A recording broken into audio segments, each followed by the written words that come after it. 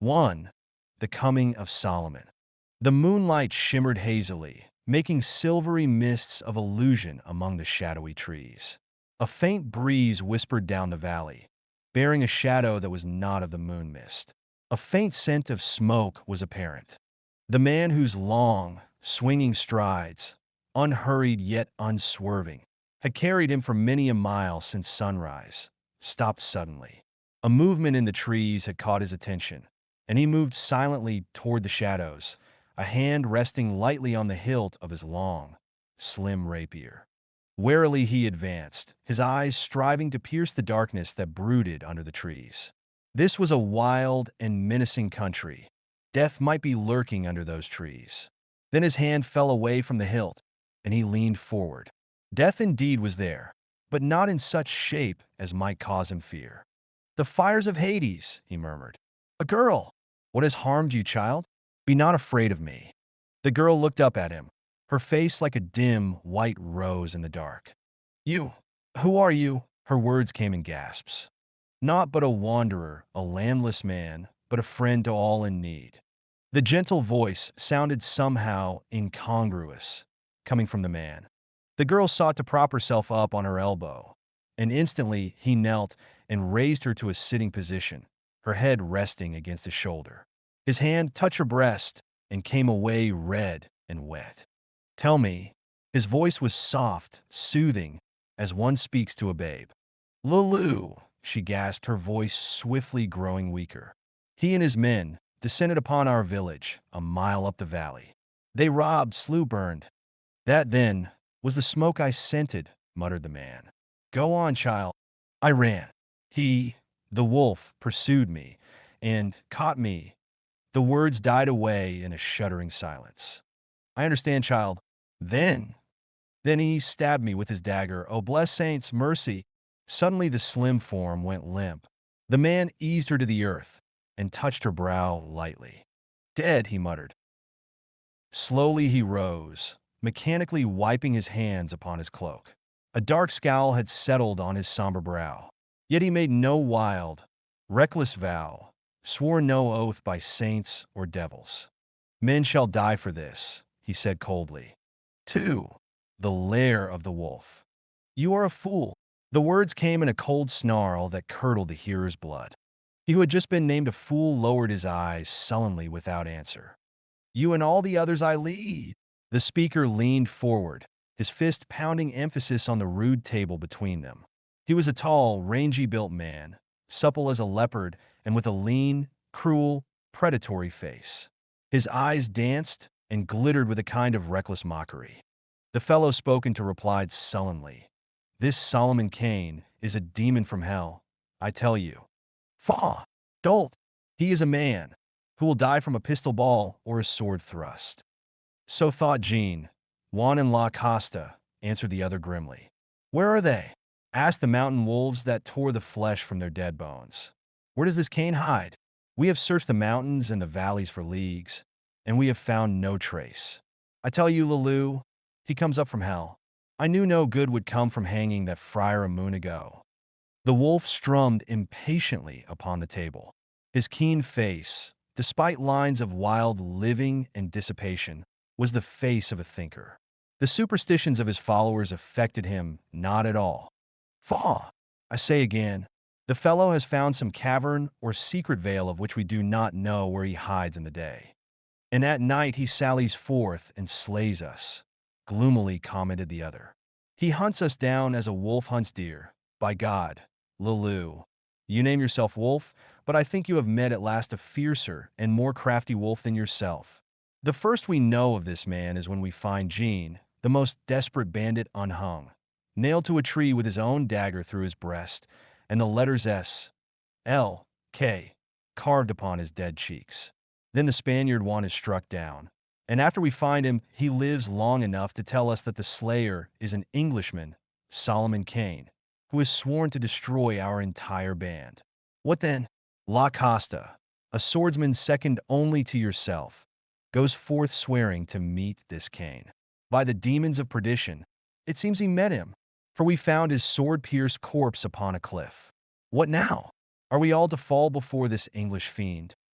True, our best men have been done to death by him, mused the bandit chief. Soon the rest return from that little trip to the hermits. Then we shall see. Kane cannot hide forever. Then, what was that? The two turned swiftly as a shadow fell across the table. Into the entrance of the cave that formed the bandit lair, a man staggered. His eyes were wide and staring. He reeled on buckling legs, and a dark red stain dyed his tunic.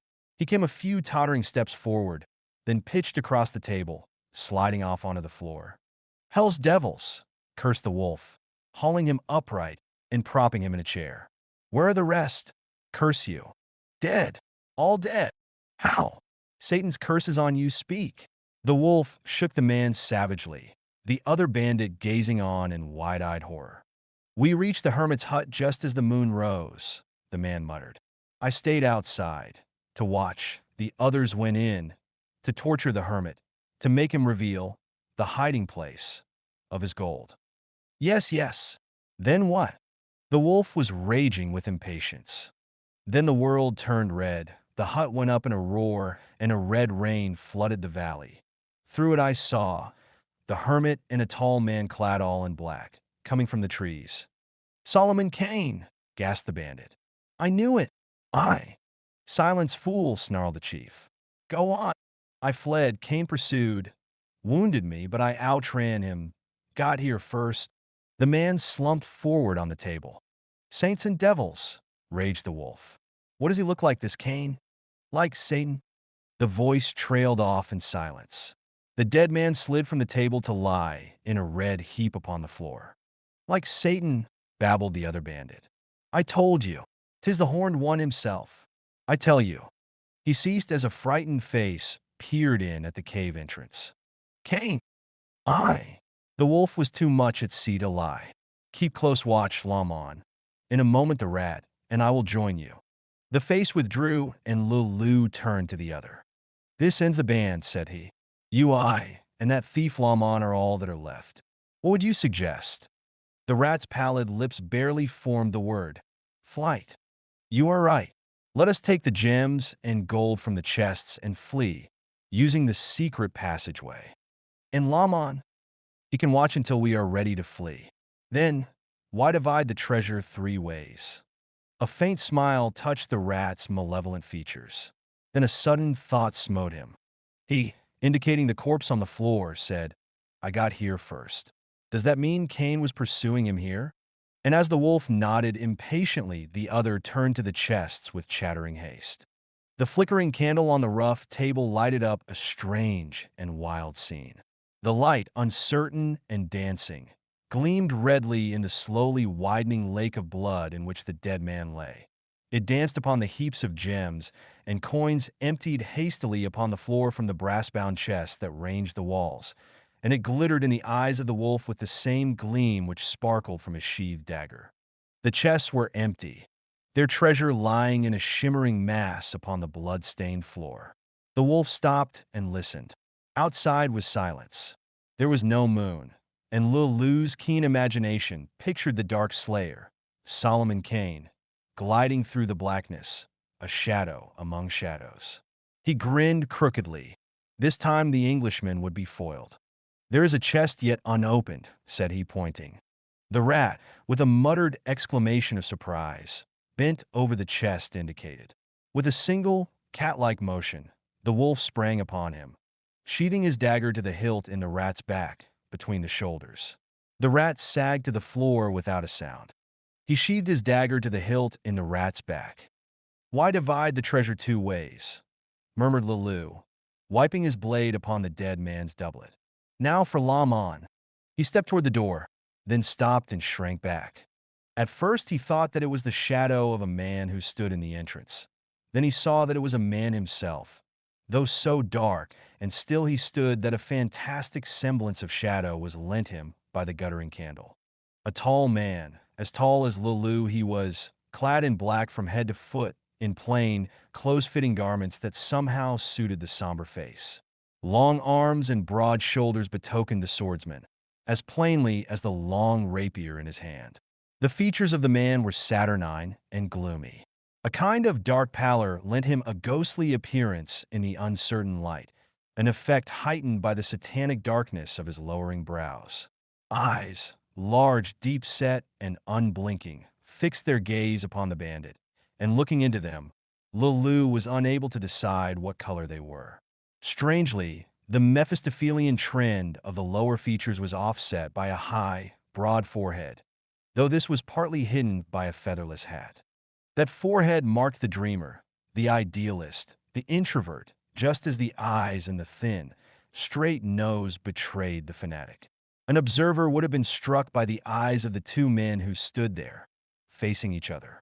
Eyes of both betokened untold deeps of power, but there the resemblance ceased. The eyes of the bandit were hard, almost opaque, with a curious scintillant shallowness that reflected 1,000 changing lights and gleams, like some strange gem. There was mockery in those eyes, cruelty and recklessness.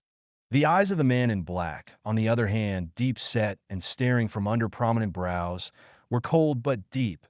Gazing into them, one had the impression of looking into countless fathoms of ice.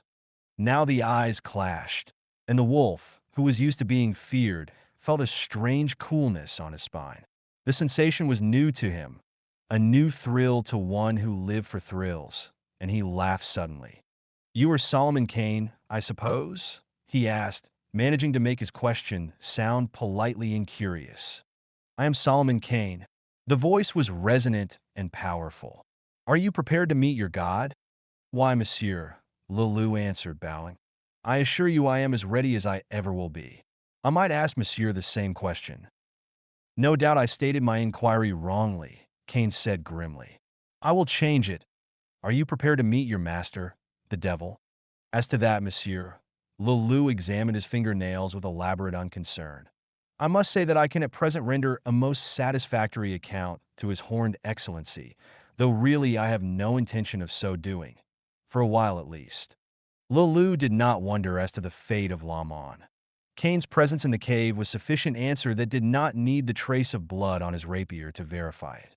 "What I wish to know, monsieur," said the bandit, "is why in the devil's name have you harassed my band as you have, and how did you destroy that last set of fools?" "Your last question is easily answered, sir," Kane replied. "I myself had the tale spread that the hermit possessed a store of gold, knowing that would draw your scum as carrion draws vultures. 4 days and nights I have watched the hut, and tonight, when I saw your villains coming, I warned the hermit, and together we went among the trees back of the hut. Then, when the rogues were inside, I struck flint and steel to the train I had laid, and flame ran through the trees like a red snake until it reached the powder I had placed beneath the hut floor.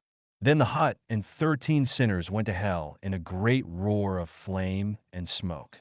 True, one escaped, but him I had slain in the forest had not. I stumbled and fallen upon a broken root, which gave him time to elude me." "Monsieur," said Loup with another low bow, "I grant you the admiration I must needs bestow on a brave and shrewd foeman. Yet tell me this, why have you followed me as a wolf follows deer?" "Some moons ago," said Kane, his frown becoming more menacing, "you and your fiends raided a small village down the valley. You know the details better than I. There was a girl there, a mere child, who, hoping to escape your lust, fled up the valley. But you jackal of hell, you caught her and left her, violated and dying. I found her there, and above her dead form I made up my mind to hunt you down and kill you." Mused the wolf. "Yes, I remember the wench. Mon Dieu. So the softer sentiments enter into the affair. Monsieur, I had not thought you an amorous man. Be not jealous, good fellow. There are many more wenches." "Loup, take care," Kane exclaimed, a terrible menace in his voice. "I have never yet done a man to death by torture, but by God, sir, you tempt me."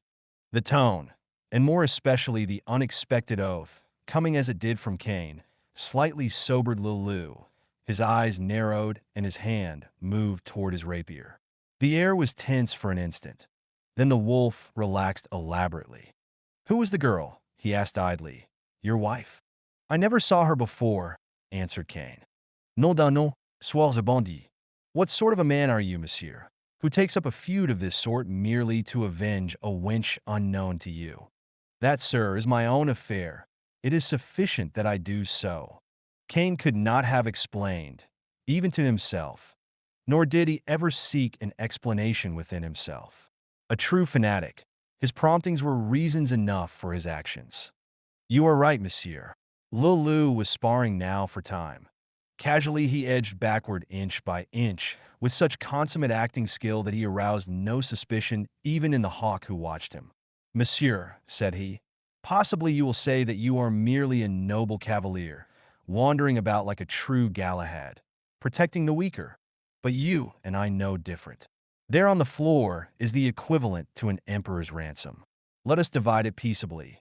Then if you like not my company, why, nom dun nom. We can go our separate ways. Kane leaned forward, a terrible brooding threat growing in his cold eyes. He seemed like a great condor about to launch himself upon his victim. Sir, do you assume me to be as great a villain as yourself? Suddenly Loup threw back his head, his eyes dancing and leaping with a wild mockery and a kind of insane recklessness. His shout of laughter sent the echoes flying. Gods of hell! No, you fool! I do not class you with myself. Mon Dieu, Monsieur Kane. You have a task indeed if you intend to avenge all the wenches who have known my favors. Shades of death! Shall I waste time in parleying with this base scoundrel? Kane snarled in a voice suddenly bloodthirsting, and his lean frame flashed forward like a bent bow suddenly released. At the same instant Loup, with a wild laugh, bounded backward with a movement as swift as Kane's. His timing was perfect. His back-flung hand struck the table and hurled it aside, plunging the cave into darkness as the candle toppled and went out. Kane's rapier sang like an arrow in the dark as he thrust blindly and ferociously. Adi Monsieur Halot. The taunt came from somewhere in front of him. But Kane, plunging toward the sound with the savage fury of baffled wrath, met against a blank wall that did not yield to his blow. From somewhere seemed to come an echo of a mocking laugh. Kane whirled, eyes fixed on the dimly outlined entrance, thinking his foe would try to slip past him and out of the cave. But no form bulked there, and when his groping hands found the candle and lighted it, the cave was empty, save for himself and the dead men on the floor. 3. The chant of the drums. Across the dusky waters the whisper came, boom, boom, boom, a sullen reiteration. Far away and more faintly sounded a whisper of different timbre. Thrum, thrum, thrum. Back and forth went the vibrations as the throbbing drums spoke to each other. What tales did they carry? What monstrous secrets whispered across the sullen, shadowy reaches of the unmapped jungle? This, you are sure, is the bay where the Spanish ship put in? Yes, senor. The Negro swears this is the bay where the white man left the ship alone and went into the jungle. Kane nodded grimly. Then put me ashore here alone. Wait 7 days. Then if I have not returned, and if you have no word of me, set sail wherever you will. Yes, senor. The waves slapped lazily against the sides of the boat that carried Kane ashore. The village that he sought was on the river bank, but set back from the bay's shore, the jungle hiding it from sight of the ship. Kane had adopted what seemed the most hazardous course, that of going ashore by night, for the reason that he knew, if the man he sought were in the village, he would never reach it by day. As it was, he was taking a most desperate chance in daring the nighttime jungle, but all his life he had been used to taking desperate chances. Now he gambled his life upon the slim chance of gaining the Negro village under cover of darkness and unknown to the villagers. At the beach he left the boat with a few muttered commands, and as the rowers put back to the ship which lay anchored some distance out in the bay, he turned and engulfed himself in the blackness of the jungle. Sword in one hand, dagger in the other, he stole forward, seeking to keep pointed in the direction from which the drums still muttered and grumbled. He went with the stealth and easy movement of a leopard, feeling his way cautiously, every nerve alert and straining. But the way was not easy. Vines tripped him and slapped him in the face, impeding his progress. He was forced to grope his way between the huge boles of towering trees, and all through the underbrush about him sounded vague and menacing rustlings and shadows of movement. Thrice his foot touched something that moved beneath it and writhed away, and once he glimpsed the baleful glimmer of feline eyes among the trees. They vanished, however, as he advanced. Thrum, thrum, thrum, came the ceaseless monotone of the drums. War and death, they said. Blood and lust. Human sacrifice and human feast. The soul of Africa, said the drums. The spirit of the jungle. The chant of the gods of outer darkness. The gods that roar and gibber. The gods men knew when dawns were young. Beast-eyed, gaping-mouthed, huge-bellied, bloody-handed. The black gods sang the drums. All this and more the drums roared and bellowed to Kane as he worked his way through the forest. Somewhere in his soul, a responsive chord was smitten and answered. You too are of the night, sang the drums. There is the strength of darkness, the strength of the primitive in you. Come back down the ages. Let us teach you, chanted the drums. Kane stepped out of the thick jungle and came upon a plainly defined trail. Beyond, through the trees came the gleam of the village fires, flames glowing through the palisades. Kane walked down the trail swiftly. He went silently and warily, sword extended in front of him, eyes straining to catch any hint of movement in the darkness ahead, for the trees loomed like sullen giants on each hand. Sometimes their great branches intertwined above the trail, and he could see only a slight way ahead of him. Like a dark ghost, he moved along the shadowed trail. Alertly, he stared and hearkened. Yet no warning came first to him, as a great, vague bulk rose up out of the shadows and struck him down, silently. For the black god. Thrum. The fogs faded and vanished. Kane sought to raise his hand to his head, but found that he was bound hand and foot. He lay on the floor of a hut alone. He twisted about to view the place.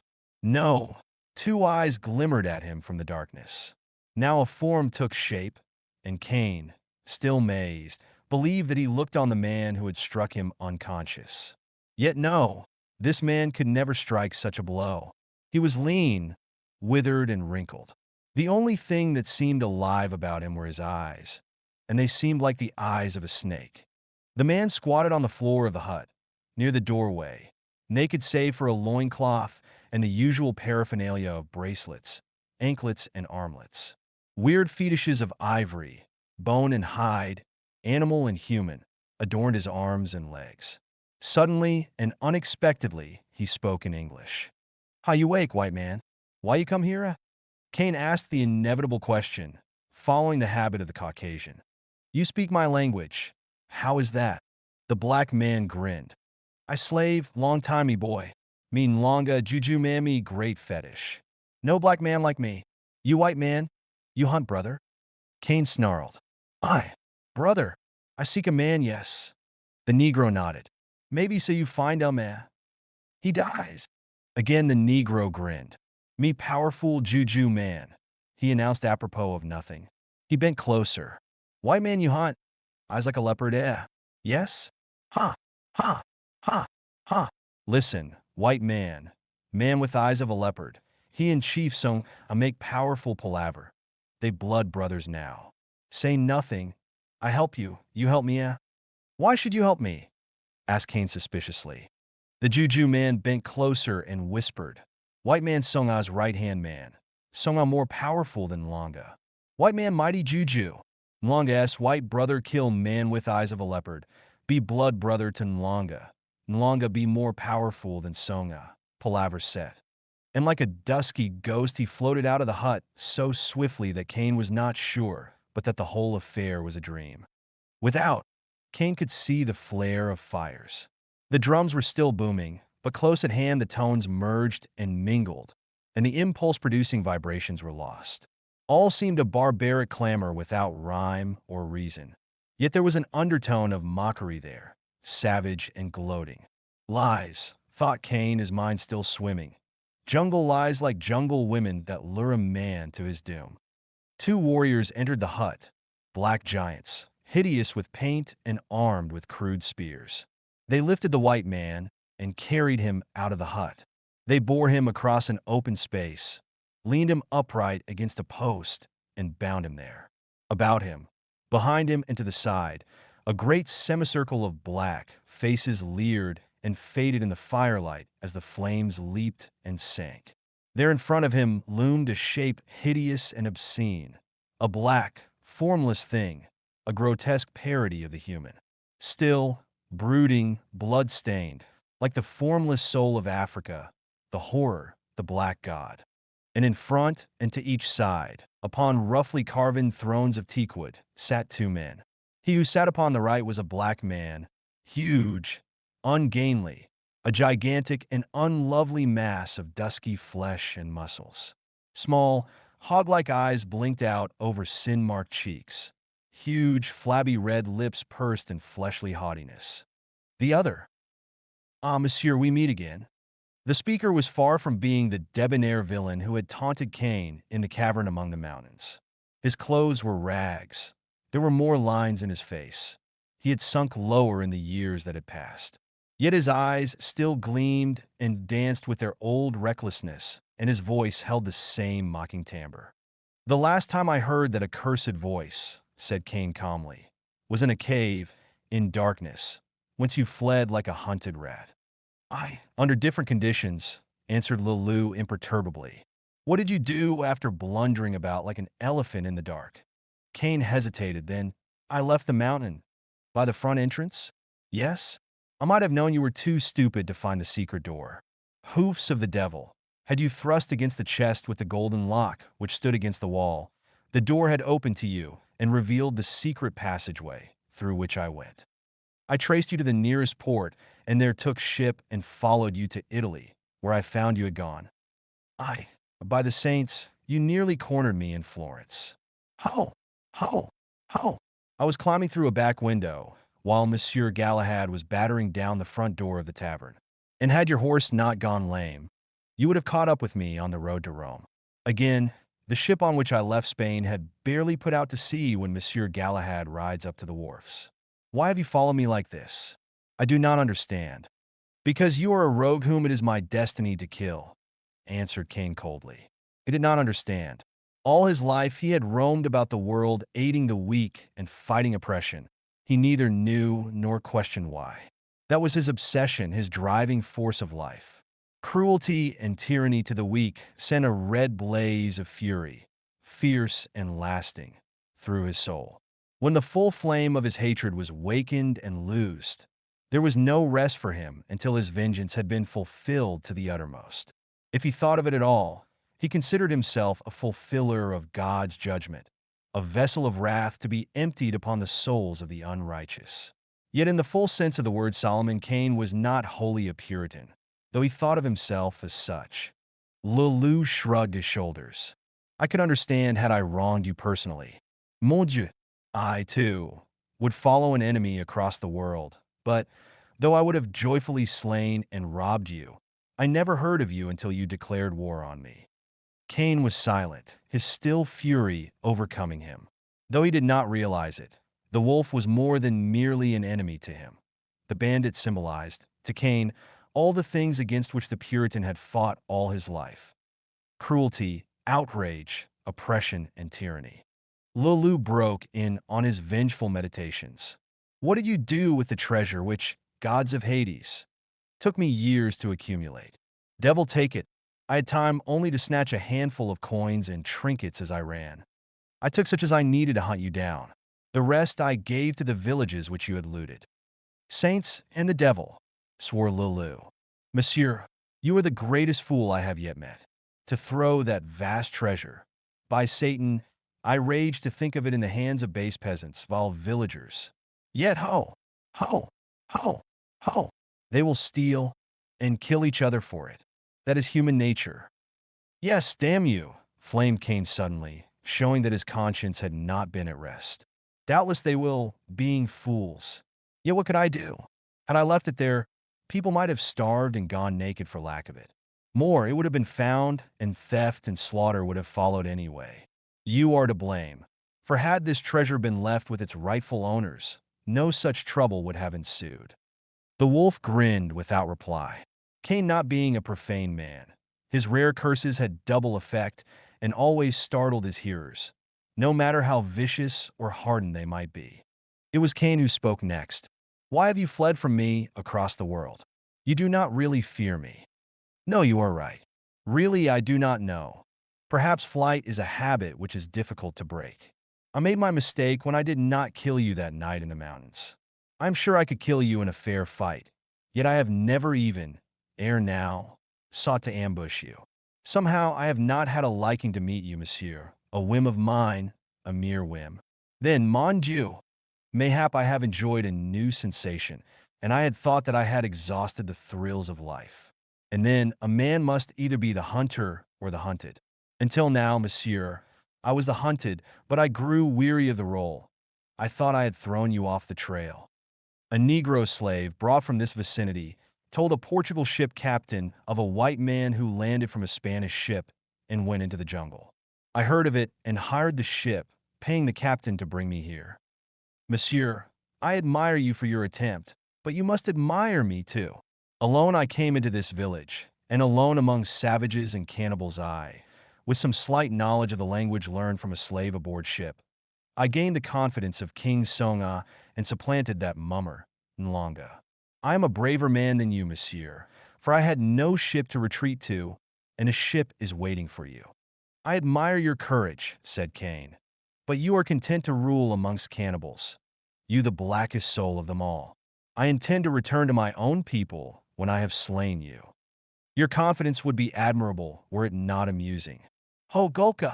A giant Negro stalked into the space between them. He was the hugest man that Kane had ever seen, though he moved with cat-like ease and suppleness.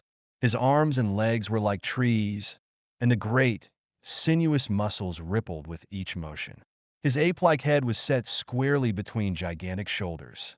His great, dusky hands were like the talons of an ape, and his brow slanted back from above bestial eyes. Flat nose and great, thick red lips completed this picture of primitive, lustful savagery. "That is Golka, the gorilla slayer," said Lulu. "He it was who lay in wait beside the trail and smote you down. You are like a wolf yourself, Monsieur Kane, but since your ship hove in sight, you have been watched by many eyes, and had you had all the powers of a leopard, you had not seen Golka nor heard him. He hunts the most terrible and crafty of all beasts in their native forests, far to the north, the beasts who walk like men, as that one, whom he slew some days since."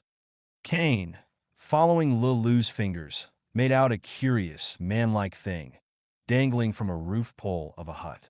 A jagged end thrust through the thing's body held it there. Kane could scarcely distinguish its characteristics by the firelight, but there was a weird, human-like semblance about the hideous, hairy thing. "A female gorilla that Gulka slew and brought to the village," said Lulu. The giant black slouched close to Kane and stared into the white man's eyes. Kane returned his gaze somberly, and presently the Negro's eyes dropped sullenly, and he slouched back a few paces. The look in the Puritan's grim eyes had pierced the primitive hazes of the gorilla slayer's soul, and for the first time in his life he felt fear. To throw this off, he tossed a challenging look about. Then, with unexpected animalness, he struck his huge chest resoundingly, grinned cavernously, and flexed his mighty arms. No one spoke. Primordial bestiality had the stage, and the more highly developed types looked on with various feelings of amusement, tolerance, or contempt. Golka glanced furtively at Kane to see if the white man was watching him. Then, with a sudden, beastly roar, plunged forward and dragged a man from the semicircle. While the trembling victim screeched for mercy, the giant hurled him upon the crude altar before the shadowy idol. A spear rose and flashed, and the screeching ceased. The black god looked on, his monstrous features seeming to leer in the flickering firelight. He had drunk. Was the black god pleased with the draught, with the sacrifice? Golka stalked back, and stopping before Kane, flourished the bloody spear before the white man's face. Lulu laughed. Then suddenly Nlonga appeared. He came from nowhere in particular. Suddenly he was standing there, beside the post to which Kane was bound. A lifetime of study of the art of illusion had given the Juju man a highly technical knowledge of appearing and disappearing. which, after all, consisted only in timing the audience's attention. He waved Gulker aside with a grand gesture, and the gorilla man slunk back, apparently to get out of Nlonga's gaze. Then, with incredible swiftness, he turned and struck the Juju man a terrific blow upon the side of the head with his open hand. Nlonga went down like a felled ox, and in an instant he had been seized and bound to a post close to Kane. An uncertain murmuring rose from the Negroes, which died out as King Songa stared angrily toward them. Lulu leaned back upon his throne and laughed uproariously. "The trail ends here, Monsieur Galahad." That ancient fool thought. "I did not know of his plotting. I was hiding outside the hut and heard the interesting conversation you two had." "Ha! Ha! Ha! Ha! The black god must drink, monsieur, but I have persuaded Songa to have you two burnt. That will be much more enjoyable, though we shall have to forego the usual feast, I fear. For after the fires are lit about your feet, the devil himself could not keep your carcasses from becoming charred frames of bone." Songa shouted something imperiously, and blacks came bearing wood, which they piled about the feet of Nlonga and Kane. The Juju man had recovered consciousness, and he now shouted something in his native language. Again the murmuring arose among the shadowy throng. Songa snarled something in reply. Kane gazed at the scene almost impersonally. Again, somewhere in his soul, dim primal deeps were stirring, age-old thought memories, veiled in the fogs of lost eons. He had been here before, thought Kane. He knew all this of old. The lurid flames beating back the sullen night, the bestial faces leering expectantly, and the god, the black god, there in the shadows. Always the black god, brooding back in the shadows. He had known the shouts, the frenzied chant of the worshippers, back there in the gray dawn of the world, the speech of the bellowing drums, the singing priests, the repellent, inflaming, all-pervading scent of freshly spilt blood. All this have I known somewhere, sometime, thought Kane. Now I'm the main actor. He became aware that someone was speaking to him through the roar of the drums.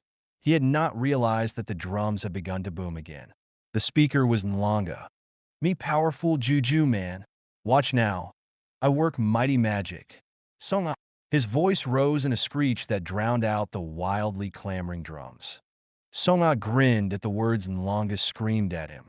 The chant of the drums now had dropped to a low, sinister monotone, and Kane plainly heard Lulu when he spoke. Nlonga says that he will now work that magic which it is death to speak, even. Never before has it been worked in the sight of living men. It is the nameless Juju magic. Watch closely, monsieur. Possibly we shall be further amused. The wolf laughed lightly and sardonically. A black man stooped, applying a torch to the wood about Kane's feet. Tiny jets of flame began to leap up and catch. Another bent to do the same with Nlonga, then hesitated. The Juju man sagged in his bonds. His head drooped upon his chest. He seemed dying. Lulu leaned forward, cursing. "Feet of the devil! Is the scoundrel about to cheat us of our pleasure of seeing him writhe in the flames?" The warrior gingerly touched the wizard and said something in his own language. Lulu laughed. He died of fright. "A great wizard, by the—" His voice trailed off suddenly. The drum stopped, as if the drummers had fallen dead simultaneously. Silence dropped like a fog upon the village, and in the stillness, Kane heard only the sharp crackle of the flames whose heat he was beginning to feel. All eyes were turned upon the dead man upon the altar, for the corpse had begun to move. First a twitching of a hand, then an aimless motion of an arm, a motion which gradually spread over the body and limbs. Slowly, with blind, uncertain gestures, the dead man turned upon his side. The trailing limbs found the earth. Then, horribly like something being born, like some frightful reptilian thing bursting the shell of non-existence, the corpse tottered and reared upright, standing on legs wide apart and stiffly braced, arms still making useless, infantile motions. Utter silence, save somewhere a man's quick breath, sounded loud in the stillness. Kane stared, for the first time in his life, smitten, speechless, and thoughtless. To his Puritan mind, this was Satan's hand manifested. Lulu sat on his throne, eyes wide and staring. hand still half raised in the careless gesture he was making when frozen into silence by the unbelievable sight. Song-ah sat beside him, mouth and eyes wide open, fingers making curious jerky motions upon the carved arms of the throne. Now the corpse was upright, swaying on stilt-like legs, body tilting far back until the sightless eyes seemed to stare straight into the red moon that was just rising over the black jungle. The thing tottered uncertainly in a wide, erratic half-circle, arms flung out grotesquely as if in balance, then swaying about to face the two thrones and the black god. A burning twig at Kane's feet cracked like the crash of a cannon in the tense silence.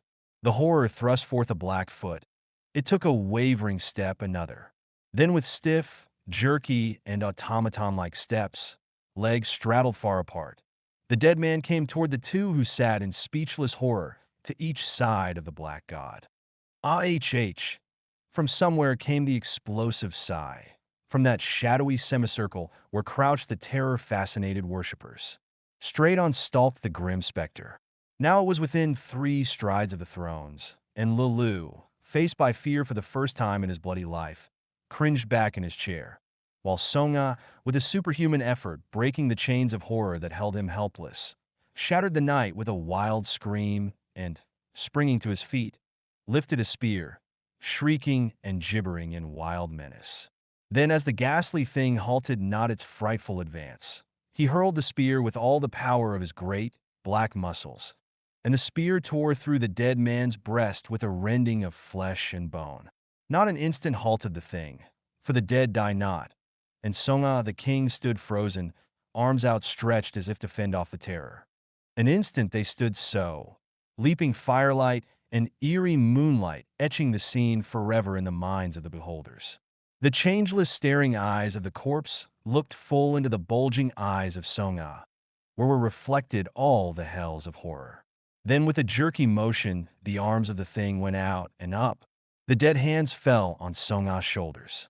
At the first touch, the king seemed to shrink and shrivel, and with a scream that was to haunt the dreams of every watcher through all the rest of time, Song-ah crumpled and fell, and the dead man reeled stiffly and fell with him.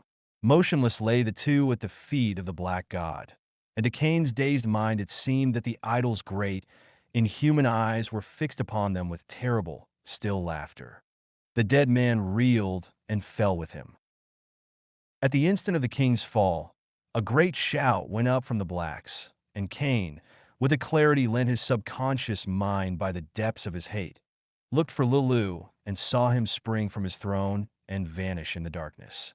Then vision was blurred by a rush of black figures who swept into the space before the god. Feet knocked aside the blazing brands whose heat Kane had forgotten, and dusky hands freed him. Others loosed the wizard's body and laid it upon the earth.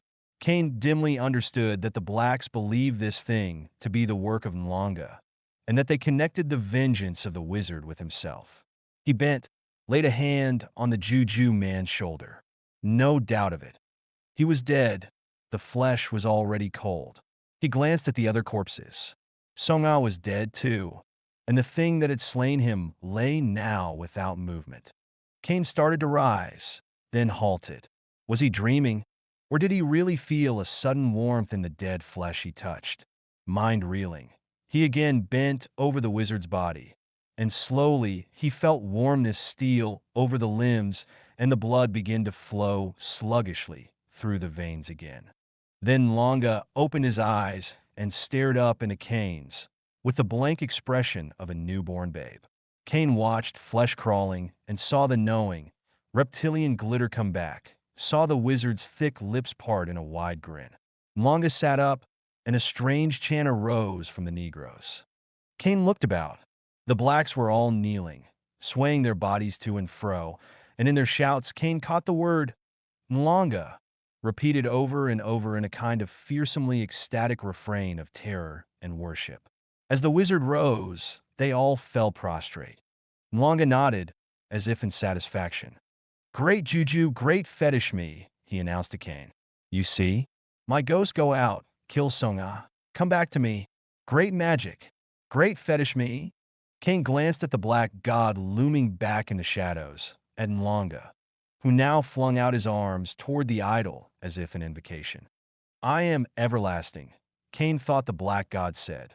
I drink, no matter who rules. Chiefs, slayers, wizards, they pass like the ghosts of dead men through the gray jungle. I stand, I rule. I am the soul of the jungle, said the black god. Suddenly Cain came back from the illusory mists in which he had been wandering. The white man, which way did he flee? Longa shouted something. A score of dusky hands pointed. From somewhere, Cain's rapier was thrust out to him. The fogs faded and vanished. Again he was the avenger, the scourge of the unrighteous. With the sudden volcanic speed of a tiger, he snatched the sword and was gone. 5. The end of the red trail. Limbs and vines slapped against Cain's face. The oppressive steam of the tropic night rose like mist about him. The moon, now floating high above the jungle, limned the black shadows in its white glow and patterned the jungle floor in grotesque designs. Cain knew not if the man he sought was ahead of him, but broken limbs and trampled underbrush showed that some man had gone that way, some man who fled in haste, nor halted to pick his way. Cain followed these signs unswervingly, believing in the justice of his vengeance. He did not doubt that the dim beings who rule men's destinies would finally bring him face to face with Lulu. Behind him the drums boomed and muttered. What a tale they had to tell this night. Of the triumph of Nlonga, the death of the Black King, the overthrow of the white man with eyes like a leopard, and a more darksome tale, a tale to be whispered in low, muttering vibrations, the nameless juju. Was he dreaming? Cain wondered as he hurried on. Was all this part of some foul magic?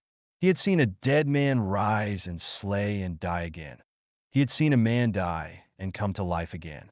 Did Nlonga in truth send his ghost, his soul, his life essence forth into the void, dominating a corpse to do his will? Aye, Nlonga died a real death there, bound to the torture stake, and he who lay dead on the altar rose and did as Nlonga would have done had he been free. Then, the unseen force animating the dead man fading, Nlonga had lived again. Yes, Cain thought he must admit it as a fact. Somewhere in the darksome reaches of jungle and river, Nlonga had stumbled upon the secret of controlling life and death, of overcoming the shackles and limitations of the flesh. How had this dark wisdom, born in the black and blood-stained shadows of this grim land, been given to the wizard? What sacrifice had been so pleasing to the black gods? What rituals so monstrous as to make them give up the knowledge of this magic? And what thoughtless, timeless journeys had Nlonga taken when he chose to send his ego, his ghost, through the far, misty countries, reached only by death? There is wisdom in the shadows, brooded the drums. Wisdom and magic. Go into the darkness for wisdom. Ancient magic shuns the light. We remember the lost ages, whispered the drums. Ere man became wise and foolish. We remember the beast gods, the serpent gods, and the ape gods and the nameless. The black gods, they who drank blood and whose voices roared through the shadowy hills, who feasted and lusted. The secrets of life and of death are theirs. We remember, sang the drums. Cain heard them as he hastened on. The tale they told to the feathered black warriors farther up the river, he could not translate. But they spoke to him in their own way, and that language was deeper, more basic. The moon, high in the dark blue skies, lighted his way and gave him a clear vision as he came out at last into a glade and saw Loup standing there. The wolf's naked blade was a long gleam of silver in the moon, and he stood with shoulders thrown back, the old, defiant smile still on his face. A long trail, monsieur, said he. It began in the mountains of France. It ends in an African jungle. I have wearied of the game at last, monsieur, and you die. I had not fled from the village. Even, save that, I admit it freely. That damnable witchcraft of Nlonga shook my nerves. More, I saw that the whole tribe would turn against me. Cain advanced warily, wondering what dim, forgotten tinge of chivalry in the bandit's soul had caused him thus to take his chance in the open. He half suspected treachery, but his keen eyes could detect no shadow of movement in the jungle on either side of the glade. Monsieur, on guard! Lou's voice was crisp. Time that we ended this fool's dance about the world. Here we are alone. The men were now within reach of each other, and Lou, in the midst of his sentence, suddenly plunged forward with the speed of light, thrusting viciously. A slower man had died there, but Kane parried and sent his own blade in a silver streak that slit Lou's tunic as the wolf bounded backward. Lou admitted the failure of his trick with a wild laugh and came in with the breathtaking speed and fury of a tiger, his blade making a white fan of steel about him. Rapier clashed on rapier as the two swordsmen fought. They were fire and ice opposed. Lou fought wildly but craftily, leaving no openings, taking advantage of every opportunity. He was a living flame, bounding back, leaping in, feinting, thrusting, warding, striking, laughing like a wild man, taunting and cursing. Kane's skill was cold, calculating, scintillant.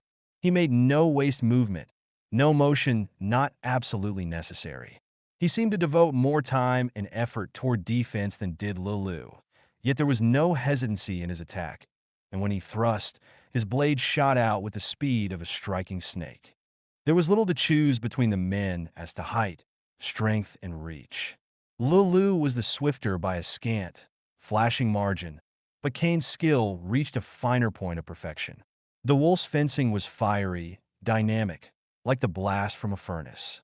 Kane was more steady, less the instinctive, more the thinking fighter, though he, too, was a born slayer, with the coordination that only a natural fighter possessed. Thrust, parry, a feint, a sudden whirl of blades. Ah! The wolf sent up a shout of ferocious laughter as the blood started from a cut on Kane's cheek. As if the sight drove him to further fury, he attacked like the beast men named him. Kane was forced back before that blood-lusting onslaught, but the Puritan's expression did not alter. Minutes flew by. The clang and clash of steel did not diminish. Now they stood squarely in the center of the glade, Lou untouched, Kane's garments red with the blood that oozed from wounds on cheek, breast, arm, and thigh.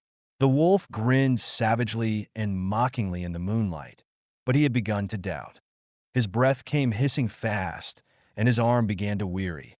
Who was this man of steel and ice who never seemed to weaken? Lou knew that the wounds he had inflicted on Kane were not deep, but even so, the steady flow of blood should have sapped some of the man's strength and speed by this time. But if Kane felt the ebb of his powers, it did not show. His brooding countenance did not change in expression, and he pressed the fight with as much cold fury as at the beginning. Lou felt his might fading, and with one last desperate effort, he rallied all his fury and strength into a single plunge. A sudden, unexpected attack, too wild and swift for the eye to follow. A dynamic burst of speed and fury no man could have withstood, and Solomon Kane reeled for the first time as he felt cold steel tear through his body. He reeled back, and Lou, with a wild shout, plunged after him, his reddened sword free, a gasping taunt on his lips. Kane's sword, backed by the force of desperation, met Lou's in midair. Met, held, and wrenched. The wolf's yell of triumph died on his lips as his sword flew singing from his hand. For a fleeting instant he stopped short, arms flung wide as a crucifix, and Kane heard his wild, mocking laughter peal forth for the last time, as the Englishman's rapier made a silver line in the moonlight. Far away came the mutter of the drums. Kane mechanically cleansed his sword on his tattered garments. The trail ended here, and Kane was conscious of a strange feeling of futility. He always felt that, after he had killed a foe, somehow it always seemed that no real good had been wrought, as if the foe had, after all, escaped his just vengeance. With a shrug of his shoulders, Kane turned his attention to his bodily needs. Now that the heat of battle had passed, he began to feel weak and faint from the loss of blood. That last thrust had been close. Had he not managed to avoid its full point by a twist of his body, the blade had transfixed him. As it was, the sword had struck glancingly, plowed along his ribs, and sunk deep in the muscles beneath the shoulder blade, inflicting a long, shallow wound. Kane looked about him and saw that a small stream trickled through the glade at the far side. Here he made the only mistake of that kind that he ever made in his entire life. Mayhap he was dizzy from loss of blood, and still mazed from the weird happenings of the night. Be that as it may, he laid down his rapier and crossed, weaponless, to the stream. There he laved his wounds and bandaged them as best he could, with strips torn from his clothing. Then he rose and was about to retrace his steps when a motion among the trees on the side of the glade where he first entered caught his eye. A huge figure stepped out of the jungle, and Kane saw and recognized his doom. The man was Gulka, the gorilla slayer. Kane remembered that he had not seen the black among those doing homage to Nlonga. How could he know the craft and hatred in that dusky, slanting skull that had led the Negro, escaping the vengeance of his tribesmen, to trail down the only man he had ever feared? The black god had been kind to his neophyte, had led him upon his victim, helpless and unarmed.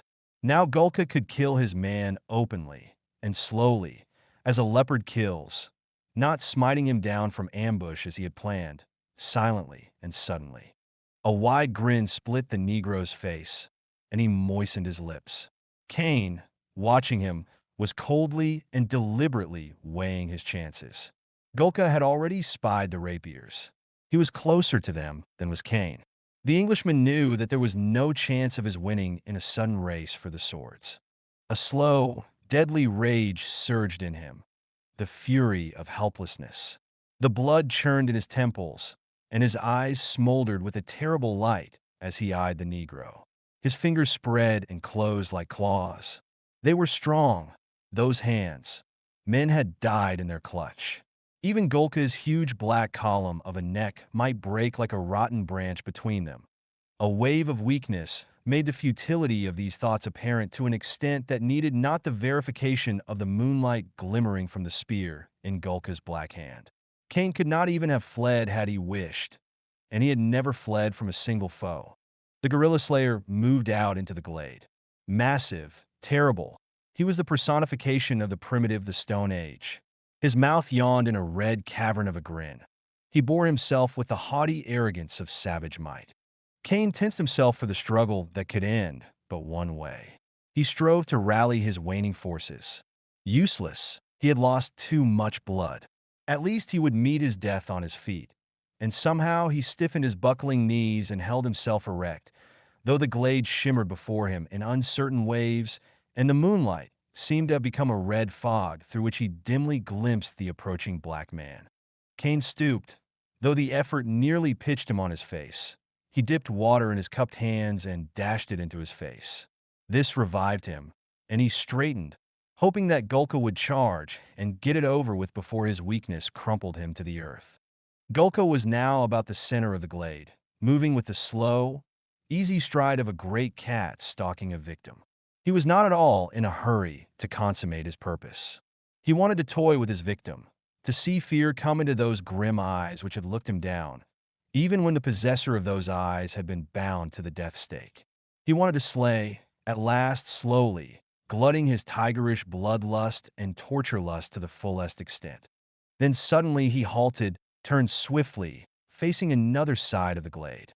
Kane, wondering, followed his glance. At first it seemed like a blacker shadow among the jungle shadows. At first there was no motion, no sound, but Kane instinctively knew that some terrible menace lurked there in the darkness that masked and merged the silent trees. A sullen horror brooded there, and Kane felt as if, from that monstrous shadow, inhuman eyes seared his very soul. Yet simultaneously there came the fantastic sensation that these eyes were not directed on him. He looked at the gorilla slayer. The black man had apparently forgotten him. He stood, half crouching, spear lifted, eyes fixed upon that clump of blackness. Kane looked again. Now there was motion in the shadows. They merged fantastically and moved out into the glade, much as Gulka had done. Kane blinked. Was this the illusion that precedes death? The shape he looked upon was such as he had visioned dimly in wild nightmares, when the wings of sleep bore him back through lost ages. He thought at first it was some blasphemous mockery of a man, for when erect and was tall as a tall man. But it was inhumanly broad and thick, and its gigantic arms hung nearly to its misshapen feet. Then the moonlight smote full upon its bestial face, and Cain's mazed mind thought that the thing was the black god coming out of the shadows, animated and bloodlusting. Then he saw that it was covered with hair, and he remembered the man-like thing dangling from the roof pole in the native village. He looked at Gulka. The Negro was facing the gorilla, spear at the charge. He was not afraid, but his sluggish mind was wondering over the miracle that brought this beast so far from his native jungles. The mighty ape came out into the moonlight, and there was a terrible majesty about his movements. He was nearer Cain than Gulka, but he did not seem to be aware of the white man. His small, blazing eyes were fixed on the black man with terrible intensity. He advanced with a curious, swaying stride. Far away, the drums whispered through the night, like an accompaniment to this grim Stone Age drama. The savage crouched in the middle of the glade, but the primordial came out of the jungle with eyes bloodshot and bloodlusting. The Negro was face to face with a thing more primitive than he. Again, ghosts of memories whispered to Cain. "You have seen such sights before," they murmured, "back in the dim days, the dawn days when beast and beastman battled for supremacy." Gulka moved away from the ape in a half circle, crouching, spear ready. With all his craft, he was seeking to trick the gorilla, to make a swift kill, for he had never before met such a monster as this. And though he did not fear, he had begun to doubt. The ape made no attempt to stalk or circle. He strode straight forward toward Gulka. The black man who faced him and the white man who watched could not know the brutish love, the brutish hate that had driven the monster down from the low, forest-covered hills of the north to follow for leagues the trail of him, who was the scourge of his kind, the slayer of his mate, whose body now hung from the roof pole of the Negro village. The end came swiftly, almost like a sudden gesture. They were close, now, beast and beastman, and suddenly, with an earth-shaking roar, the gorilla charged. A great hairy arm smote aside the thrusting spear, and the ape closed with the Negro. There was a shattering sound as of many branches breaking simultaneously, and Gulka slumped silently to the earth, to lie with arms, legs, and body flung in strange, unnatural positions.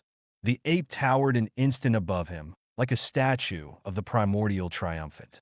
Far away, Cain heard the drums murmur, "The soul of the jungle, the soul of the jungle."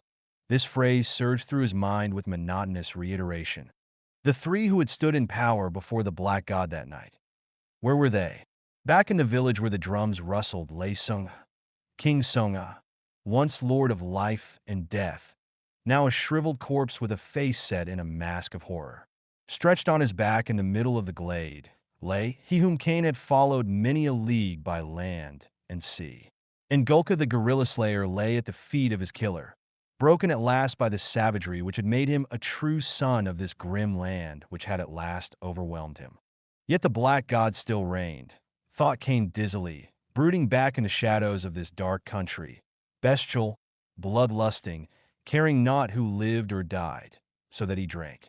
Cain watched the mighty ape, wondering how long it would be before the huge simian spied and charged him. But the gorilla gave no evidence of having even seen him.